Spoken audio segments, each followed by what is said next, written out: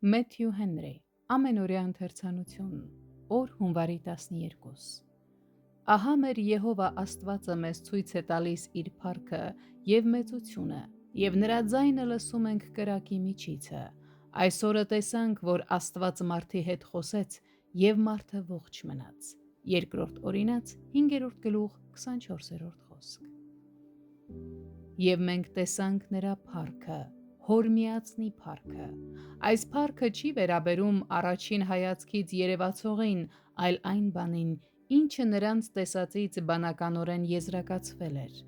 Այն, ինչ մենք հստակորեն զանազանել, խորհրդածել եւ տեսել ենք, այն, ինչ մենք լավ գիտենք այս կյանքի խոսքի մասին, մենք ձեզ ենք հաղորդում։ Հովհաննեսի առաջին թուղթ 1-3 խոսքեր։ Զգայարանները պետք է լինեն մտքի տեղեկատուները, նրանց ձեռքերով, շոշափելու զգացողությամբ, եւ մեր ձեռքերը շոշափեցին կյանքի խոսքը, այսինքն դիպան եւ զգացին։ Սա անկասկած վերաբերում է այն լիակատար համոզմանը, որ մեր Տերը իր առաքյալներին շնորհեց իր մարմնի ճշմարտության, իրականության, նյութականության եւ կազմավորված լինելու վերաբերյալ մահացածներից իր հարությունից հետո։ Երբ նա նրանց ցույց տվեց իր ձեռքերը եւ իր խոցված կողքը, հավանաբար թույլ տվեց նրանց դիպչել իրեն։ Առնվազն նա գիտեր Թովմասի անհավատության մասին եւ նաեւ նրա բացահայտ վճռականությունը չհավատալու, մինչեւ չտեսներ եւ չշոշափեր այն տեղերը ու նշանները, այն վերքերը, որոնց միջոցով նա մահացավ։